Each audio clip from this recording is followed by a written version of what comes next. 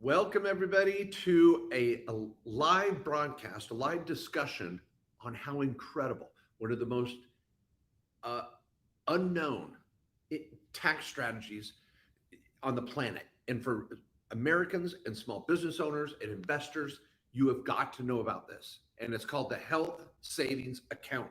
And I want to break down 8 secrets, 8 facts that many CPAs, enrolled agents, and attorneys don't even know.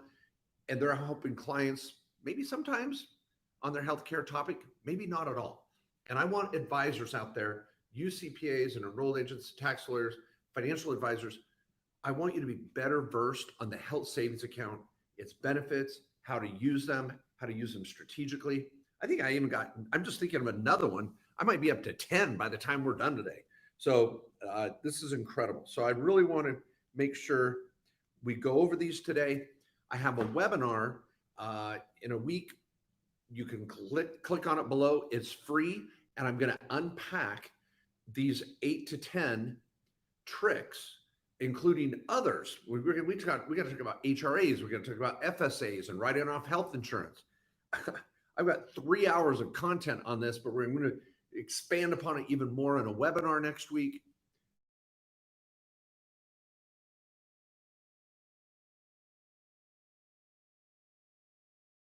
Date for that. I know Robbie in the studio.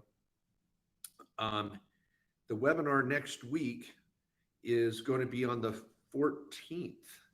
So, or we'll figure it out, 14th or 15th. We'll make sure everybody knows when it is. So please pay attention. Make sure you're ready to roll on this. Excited to have you with me today. I'm a CPA, attorney, best-selling author, podcaster, YouTuber, and I'm just out there trying to represent the accounting industry with street smart tax strategies that are honest, ethical, that make sense, and are practical. And I want to put it in plain English. So let's talk about the health savings account. The health savings account is the bedrock to me of a good healthcare strategy. You might have a small business and you're already writing off your health insurance. You might have a day job or your spouse and you've got benefits and they're giving you great health insurance. You don't have to be a small business owner to have an HSA. You don't have to work for someone else to have an HSA. You just have to have high deductible health insurance. Once you have an HSA qualifying plan, you can open up an HSA anywhere. That's going to be number one. Number one is you can open up an HSA. Think of it like an IRA or a 401k for your healthcare. You can open it up wherever you want. Just because your employer has an HSA doesn't mean you can't open up the account somewhere else. You just have to check the box that you can have a high deductible plan. So you can open up the account anywhere. It's your account. It's portable. If you lose your job, you take your HSA with you. You can invest in an HSA, put money in an HSA, and have your employer paying the health insurance.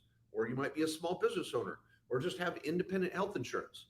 The requirement is, again, you have to have a high deductible plan. If you're one of those numbers, that for a single individual, that's a deductible of $1,400. If you're a family or head of household, that's $2,800. Now, let's talk practically here. Some of you may be like, Mark, I don't want a high deductible plan. I want to go to the doctor's office, give them $5.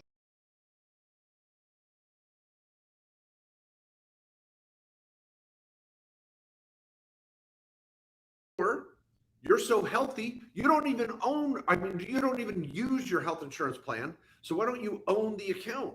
Why don't you take over and take control of your healthcare?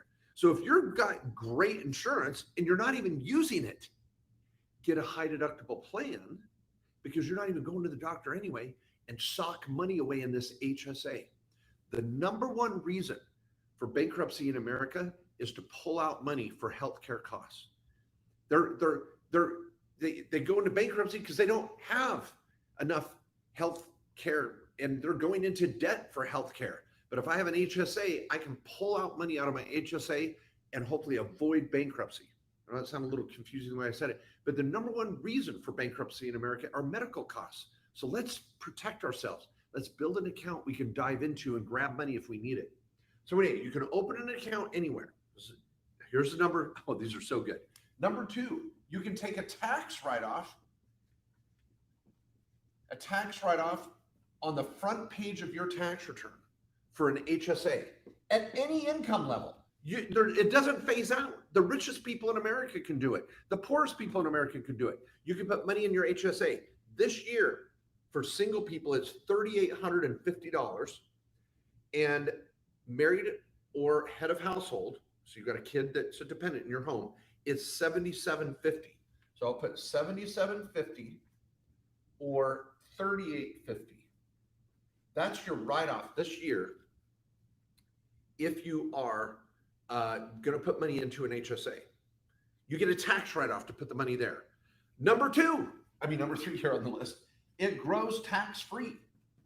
You can invest it in anything you want. We're going to come to that as one of the other benefits, but it grows tax-free. I'm going to put grows tax-free. And number four, it comes out tax-free. And you don't have to wait till you're 55 or older. You can put the money in this week and pull it out next week. It's like a Roth IRA on steroids. Grows tax-free, comes out tax-free, and you get a tax write-off to put the money in there. They're incredible. This is why I talk about the secrets or the real truth about HSAs. They are this incredible. They are freaking amazing. President Obama loved them and it made them better. President Trump loved them and made them better. They've gotten so good with legislation over the last 10 to 15 years. Under Obamacare, they were hailed as important, and under the Tax Cuts and Jobs Act, Trump talked about them. So I don't care if you're Democrat or Republican, the HSA is incredible, and we have to take advantage of it and build that. Now, here's what's cool too. You can put your deduction in up until April 15th. You can wait until next year to put it in for this year. You just have to have a high deductible healthcare plan. Remember that? That's the rule. You just got to have one of those. The next thing is you can invest it in anything you want. You can buy real estate. You can buy notes. You can invest in your friend's small business with your health savings account. My health savings account has done crypto mining. It's held real estate. It's bought cows because I love Yellowstone and I want to be like John Dutton. My HSA has owned cows. I want to do Turo business in my HSA. People, you can do any type of small business or real estate or investing in your HSA. Wall Street's not going to tell you that. And if you want to invest your HSA however you want, go to directedira.com, directedira.com, and you can open up an HSA right now and start funding it as long as you have a high deductible plan and get a tax write-off to do it right now. All right, we're at number 6. Number 7, you can have an HRA, an HSA, and an FSA. Now, the flexible spending account is the use it or lose it plan. The HRA is a health reimbursement arrangement. As a small business owner, you might be using that. You can have all three. Now, you can't write off the same medical expense 3 times, but you can take advantage of these 3 different ways of writing off medical expenses or building wealth. Now, let me throw this out too. I'm going to bring this down for these last ones. What's really cool here is with the HSA, you can save up receipts and reimburse yourself in years to come. You may say, I'm going to put that money in my HSA. I had some medical expenses, but I'm going to let it keep growing. I'm going to keep investing it. And someday, 5 years from now, you can reimburse yourself for healthcare and take the money out tax-free for any receipt for valid medical expenses while you have the HSA. So you open up an HSA now, start keeping those receipts on copays, deductibles, dental, eyes, chiropractic, massage therapy, and physical therapy, anything that is qualified, and the list goes on and on. Save the receipts now, and you can pull the money out tax-free anytime you want. Anytime in the future, tax-free. It's incredible. Next, you can, did I put the deadline, April 15th? And number 9, what I love is your spouse inherits your HSA or your kids can inherit your HSA. It'll fall into your kids' IRAs or your spouse's HSA. So you can inherit an HSA or leave it in your will, for example. It's going to be through the beneficiary designation, but just think of it like that. I can leave my HSA to my family as I build it up. People, these HSAs are incredible, and they're only one part of what I call Kohler care. We can write off health insurance. We can use the flexible spending account. We can use the health reimbursement arrangement. There is so much to do with good quality healthcare planning, but no one's talking about it. Your health insurance agent doesn't have time for that. They don't pay him enough. Your lawyer, your banker, maybe your accountant. So again, if you're an enrolled agent, a CPA, a financial advisor, a certified tax advisor under my program, oh, you got to hear about it. It's incredible at markjkohler.com. We're certifying advisors around the country on this and 70 other strategies. So important. So these are the topics of just the HSA. And again, at my webinar on the 14th or 15th, please sign up for that. I'm excited to go through that webinar with you. And we're going to dive even deeper into it. So, Robbie, but let's take a few questions now. Any questions come in from our listeners today? Yes, we've got a question from Shabam. She says, can we use an HSA to get medication? Oh, yes. Your HSA can pay for all of your prescription drugs, not over the counter, meaning Advil, Tylenol, Motrin, whatever, but only prescribed prescription drugs. So anything at the pharmacy, your HSA can pay for it, tax-free. So you put money in, get a tax deduction, invest it if you want, or just pull it out. This is what surprises so many young people too, is a lot of people think, well, don't I get a write-off for my medical expenses anyway? No, 97% of Americans don't even write off their medical because they phase out under the stupid Schedule A rules. So if you want to write off your medical, you've got to use the HSA, the HRA, or the FSA. And the HSA, Health Savings Account, is the easiest of them all. Next question, Robbie. Miss Tama, she wants to know, is it beneficial for me to open an HSA at 61 years old? She has a Roth and a traditional IRA. This is a technical term. Forgive me. Hell yes, it is. Yes, do it. Because at age 61, you can put in an extra $1,000 for the next 4 years. So between age 55 and 65, you get to even put in more money and you get a tax write-off to do it. You can invest it like your Roth IRA. So over the next 4 years, you could put away, if you're just single even, you could put away almost $16,000. And that's just growing tax-free. And you can pull it out anytime you want for medical. And you may say, well, I need it now for medical. Put it in, take it right back out. Or you may say, ooh, I can let it ride. So it's like a Roth IRA for medical. You can put away probably, again, $15,000 to $16,000 in the next 4 years. Do it. Get on it. Next question, Robbie. Okay, we got a question from Scott.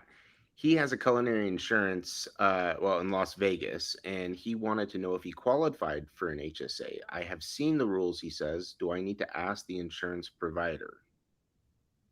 I think I saw this question in our Main Street Tax Pro training earlier today, Scott.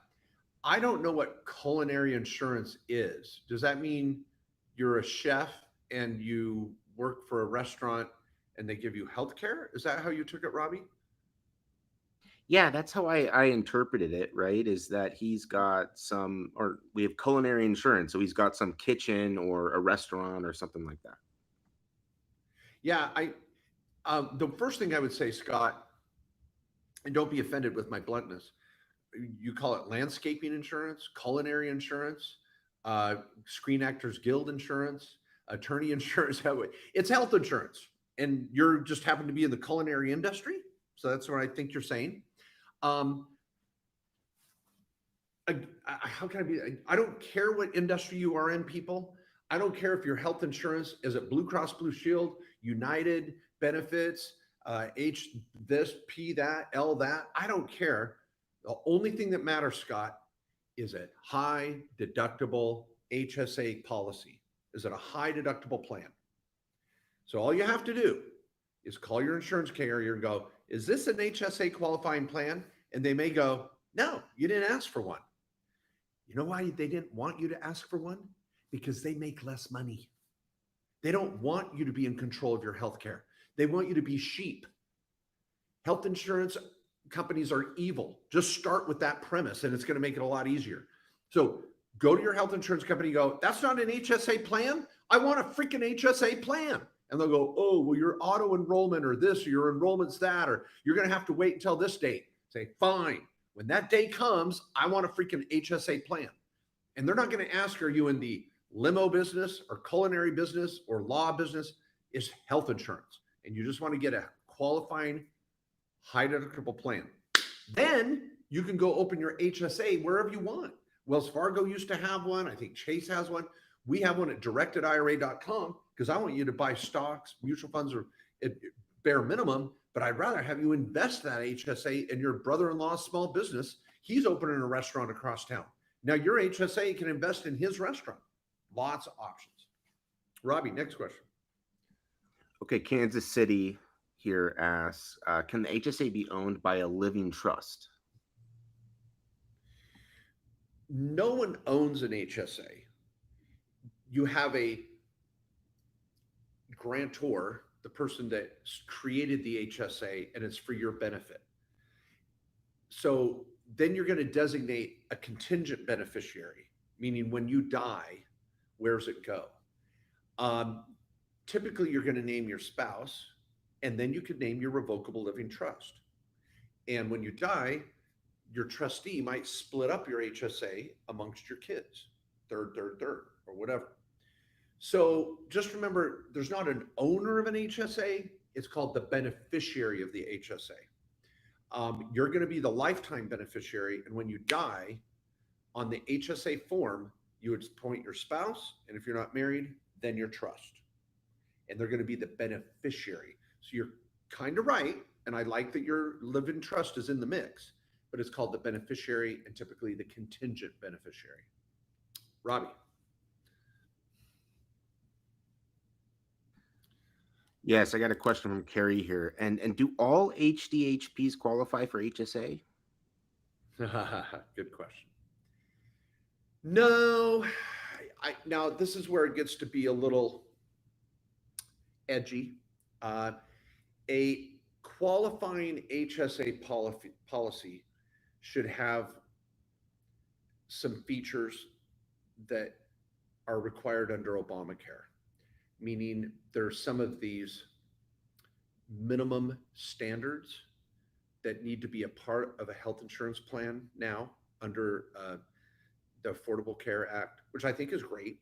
It was like fighting against Satan himself to get Obamacare passed against all these insurance companies. They lobbied $1 billion to stop Obamacare.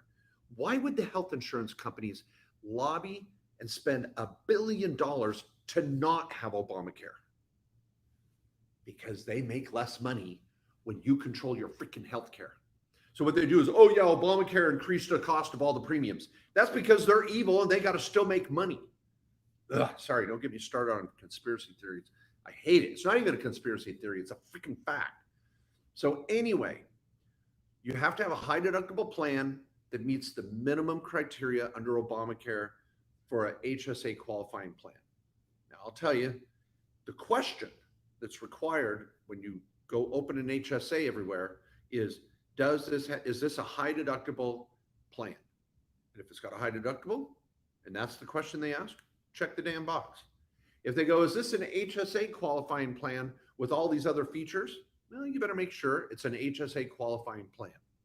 So I know some clients that will look at the letter of the law on what's asked by the HSA provider and then go and look at their plan and check the box or not. But there should be extra criteria in the HSA plan that makes it HSA qualified. They're not a big deal.